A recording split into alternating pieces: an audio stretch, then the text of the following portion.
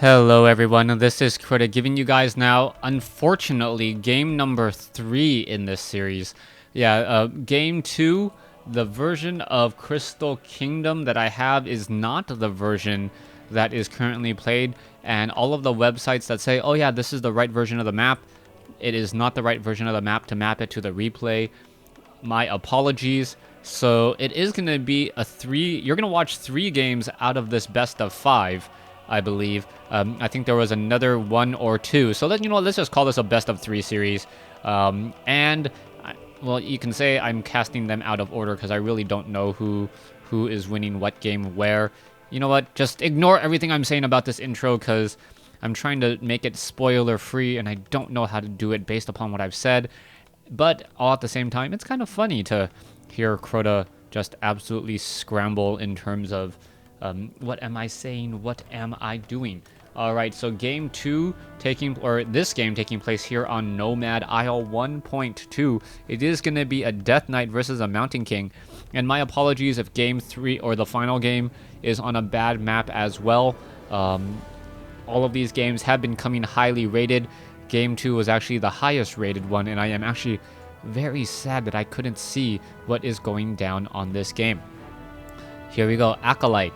Doing a bit of scouting in the counterclockwise direction over here at the 5 or 4 o'clock position. We'll find that his human counterpart is not there, and then move along his merry way. Now, we are seeing the scout tower out in front. It is going to get taken down pretty easily, but you saw that Yumiko learned from the previous game and isn't building it out nearly as far. That is important. The original Arcane Tower was just too far out in the front here, and the guard towers really couldn't protect it, leading to a number of issues and problems. We are looking at this orange creep camp, which should get creeped out very, very quickly by militia. A Death Knight is already on its way over, but I don't believe much is going to happen there. One turtle gone. We can see that there is a Claws of Attack +9. Very, very nice item. Claws of Attack +9, giving about 30% more damage from that Mountain King per attack, as now the skeletal minions are coming in. Oh, this one poor peasant trying to run away. It looks like a death coil could be coming in, trying to take down another peasant. It looks like, oh, the skeletal minion does get him, and there now in comes that Death Knight. Mountain King still trying to give chase. Looks like, you know what, not going to chase any longer, as the Troll Shadow Priest perhaps going to head back off to the north here. So what is going to be happening next? It looks like the Sea Turtle Hatchling will get taken down. Meanwhile, we are going to perhaps have, yes, up to 4 skeletal minions, as the Troll Shadow Priest did abolish magic, one of them, moments ago. That Mountain King now running back down over here to the south. Is it going to be able to get close enough to do anything? It does not appear so, as the Footman, Troll Shadow Priest still doing a bit of a dance. Mountain King trying to give chase, as the Skeletal Warrior still wandering around here, and now killing another squirrel and breaking the laws of thermodynamics momentarily to somehow get 2 full humanoid skeletons with shields and swords from the body of a squirrel. Null Brute should get taken down here in just a second. Is that rule of thermodynamics, or is that conservation of mass? Conservation of mass. I am sorry, my geekiness is coming out today, as we're looking at Null Poachers getting taken down. So far, this Troll Shadow Priest rather low on mana already. That is the problem when you don't have Arcane Brilliance. That Troll Shadow Priest doesn't have quite enough mana to keep himself and everyone else alive. That Troll Shadow Priest now down to pretty much no mana, out of mana at the moment. It does take, I believe, 6 mana per cast, or is it 5 or 6 mana? Yeah, it's going to be 6 mana per cast, as the Footman, Troll Shadow Priest are still wandering around here. Death Knight, ghouls, a nice long distance Stormbolt there. It looks as though the Death Knight is going to try and save it. Yes, it does save it momentarily, but it's already down to 41 hit points, and it still gets taken out even after the Death Coil. 500 some odd points of damage dealt to a ghoul, only to die once more, as the Mountain King still really benefiting and pressuring Lucifer from stopping this Mountain King from getting up to level 3. You can see that he's very, very close to level 3 as more militia are being brought over. And now this is a little bit of a dangerous situation for the Death Knight. The Death Knight wants to come in here and try and stop this, but what's interesting about this is that the Death Knight does get that killed off there, and now it's going to actually end up costing him a ghoul. So that was a little bit of a swing there as the wolves are still getting taken down.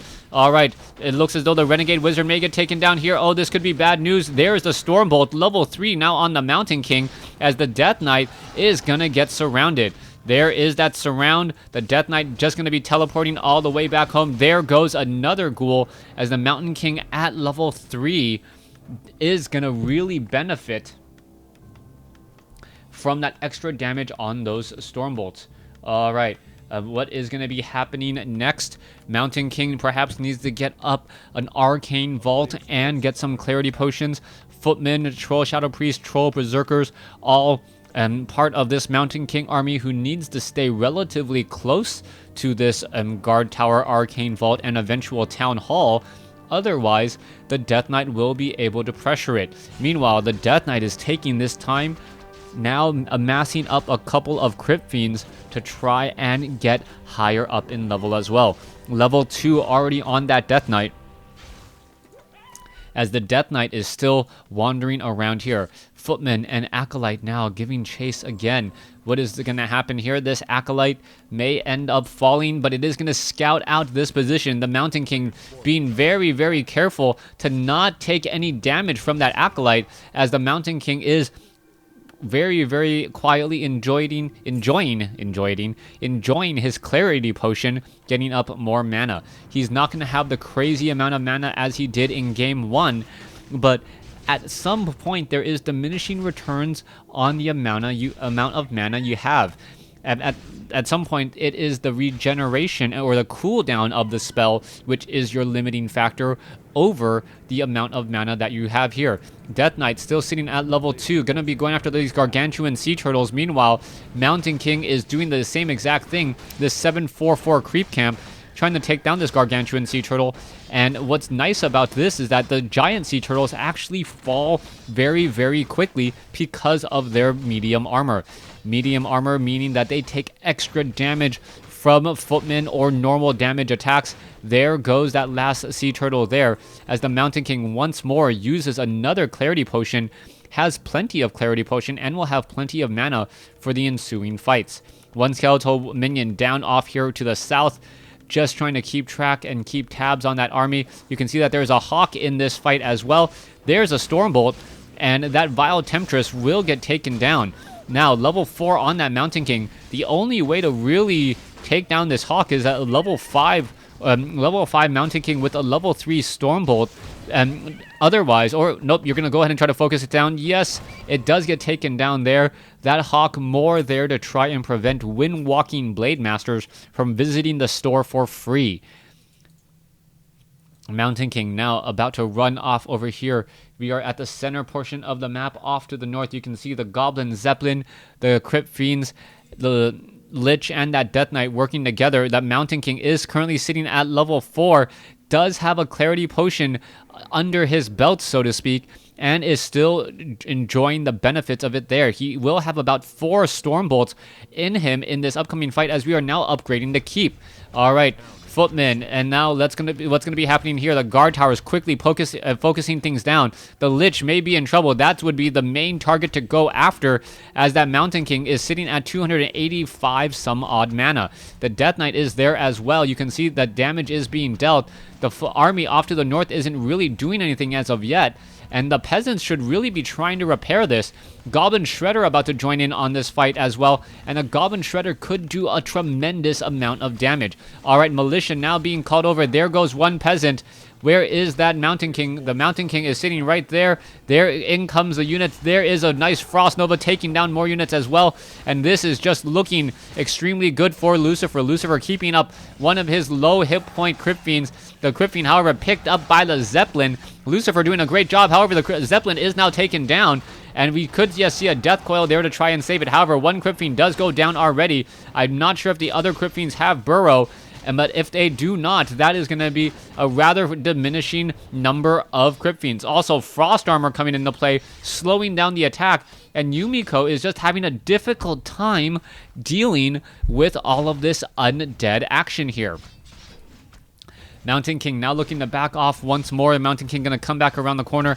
Here you go, trying to go after that Death Knight. The Death Knight going to get in some easy shots. It looks as though, no, does not take down this footman here. He's down to 78 hit points as the guard tower is currently being repaired, but the peasants are also taking a bit of damage as well. All right, let's see. There's a Stormbolt. We should be seeing a death coil come in. Yes, there is a death coil coming in at just the right moment, but this is still not looking good. There's the Stormbolt. There's another death coil, and just back-to-back spell chaining to try and figure out what's happening here. All right, are we going to see another death coil? Yes, we are.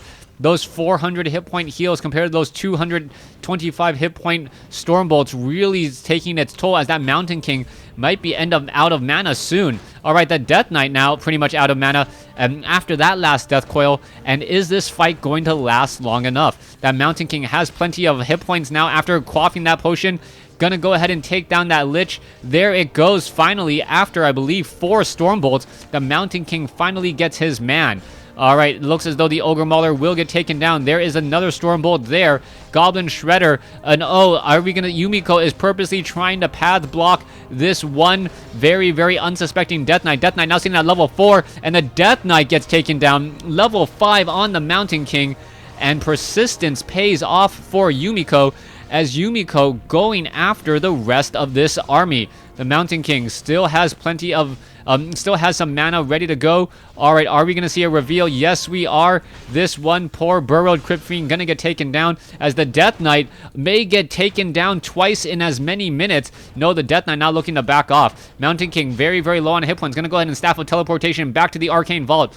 Buy Clarity Potion and maybe even a Potion of Mana, and use that healing, the Scroll of Regeneration needs to do exactly that. There you have it, as that Mountain King needs to get perhaps a second hero to join up with him to lead this fight. Level 5 Mountain King, one of the strongest heroes in the game, but that doesn't matter if you do not have an army behind it.